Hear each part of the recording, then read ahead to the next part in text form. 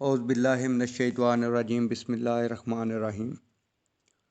میں Chaudhry Afzal Derawar welfare organization کے plate form سے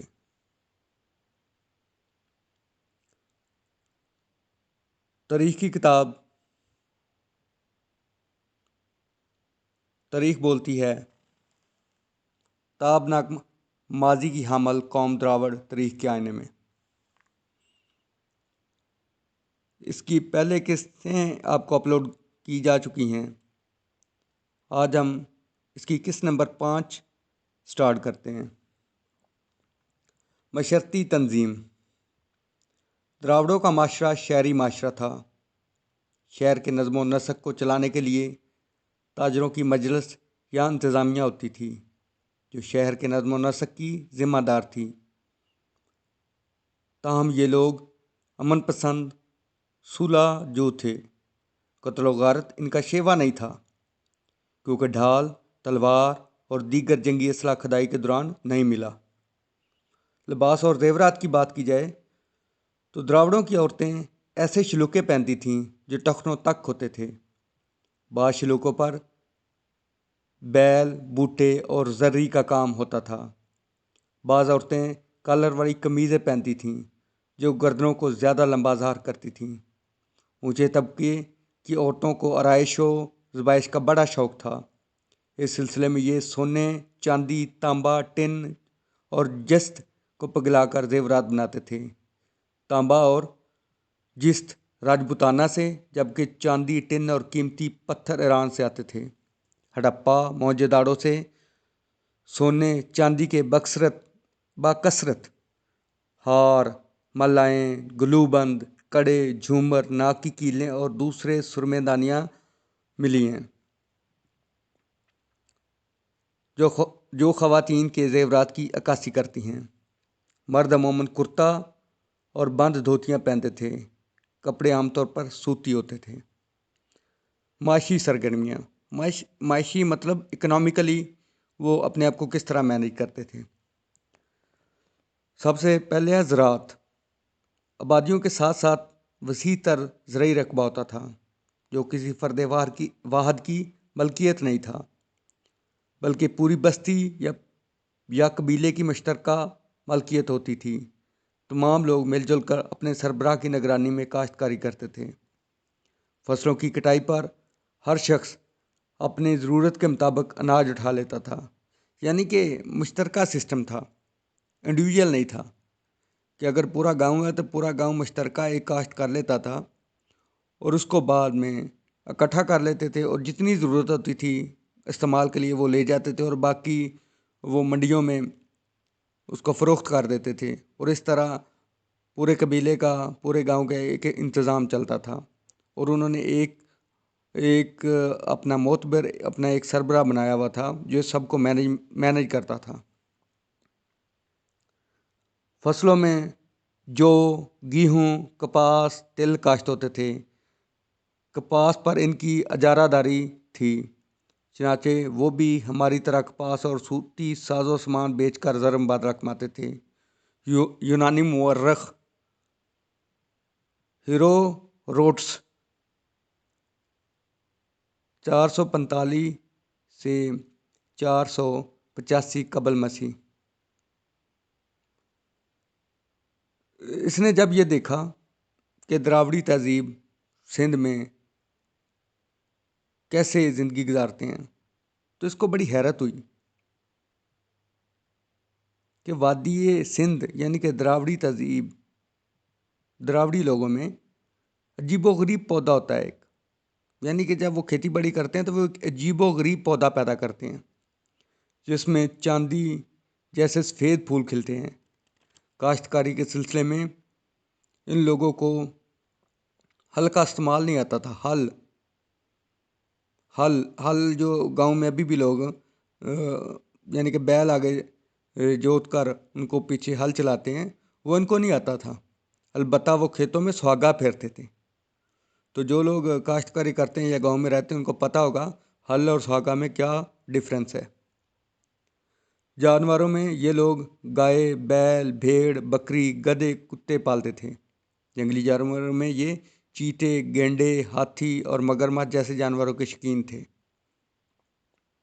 کاشتکاری کے علاوہ کچھ لوگ لکڑی اور لوہے کے اوزار بناتے تھے، جن میں کھدال کے پھالے، چھریاں، چاقو اور دیگر اوزار پتھر، سینگ، سیپ وغیرہ ہڈی اور لکڑی سے بنائے جاتے تھے۔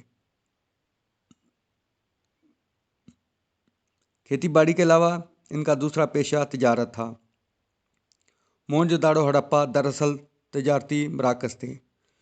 جو ہڑپہ ہے یہ ان کا صدر مقام تھا دراوڑ لوگوں کا، اور ایک موہنجو داڑو ہڑپہ تک ان کے درمیان ایک سڑک تھی جو ان کا آمد و رفت کا کام دیتی تھی، اور اس کو ایک جدید طرز پر ایک سڑک بنائی گئی تھی جو موہنجو داڑو ہڑپہ کو آپس میں جوڑتی تھی۔ ان کی تجارت صرف اندرون ملک تک محدود نہ تھی بلکہ چاروں طرف پھیلی ہوئی تھی۔ ماہرین آثار قدیمہ نے یہ نتیجہ اخذ کیا کہ دراوڑی تہذیب اور دریائے فرات کی تہذیب، یعنی کہ وادی سندھ جسے آج کل بولتے ہیں، اور وادی فرات کے لوگوں میں تجارتی تعلقات پائے جاتے ہیں، یعنی کہ دراوڑ لوگوں میں اور عرب لوگوں میں آپس میں تجارت ہوتی تھی۔ نقل و حمل کی بات کی جائے تو یہ لوگ بار برداری کے لیے چھکڑے کا استعمال کرتے تھے۔ ان کے پہیے موٹے، بھاری لکڑی کے بنے ہوئے ہوتے تھے، اور جب چلتے تو چوں چوں کی آواز دور دور تک سنائی دیتی تھی، یعنی کہ جسے بیل گاڑی کہتے ہیں، وہ ان کے جو پہیے تھے وہ بھی لکڑی کے تھے، اور جب چلتے تھے تو ان کے پہیوں سے آوازیں آتی تھیں اور جو دور دور تک لوگ سنتے تھے۔ دریاؤں اور سمندری سفر کے لیے باد بانی کشتیاں استعمال کی جاتی تھیں، یعنی کہ اس دور میں بھی یہ کشتی کا استعمال کرتے تھے آمد و رفت کے لیے۔ اگر مذہب کی بات کی جائے تو غیر مادی ثقافت میں ان کی تہذیب نے ہندو مذہب کو خود ساختہ عقائد اور توہم پرستی عطا کی۔ ہندو دیوتا شیوا کا تصور، یعنی مرنے کے بعد روح کا کسی اور شکل میں ظاہر ہونا، ہندو مت میں انہی لوگوں کی بدولت پایا جاتا تھا۔ چنانچہ خیال کیا جاتا ہے کہ دراوڑی لوگ بت پرستی سے تعلق رکھتے تھے۔ البتہ آج کل دراوڑ مسلمان، ہندو، عیسائی، بدھ مت میں منقسم ہو چکے ہیں اور پوری دنیا میں پھیل چکے ہیں۔ تو یہ تب کی بات کر رہے ہیں جب 4000 سال قبل سے سٹارٹ ہوئی، اور تقریباً 1500 قبل مسیح تک دراوڑ لوگوں نے برصغیر پہ حکومت کی، اور اس کے بعد آریہ قوم آئے۔ تو جب آریہ قوم یہ مغلوب ہوئے تو آریہ قوم غالب ہوئی، انہوں نے قتل کیا، ظلم کیے، جس کی وجہ سے یہ تقسیم ہو گئے اور مختلف علاقوں میں پھیل گئے۔ کچھ جو عیسائیوں کے ملکوں میں چلے گئے وہ عیسائی بن گئے، وہ جو بدھ مت انڈیا میں رہ گئے، کچھ بدھ مت ہیں، کچھ ہندو ہیں، اور جو پاکستان میں وہ الحمدللہ مسلمان ہو گئے۔ اگر سائنسی معلومات کی بات کی جائے تو زیر استعمال چیزوں کو جائزے سے پتہ چلتا ہے کہ یہ لوگ سائنسی معلومات سے بخوبی واقف تھے۔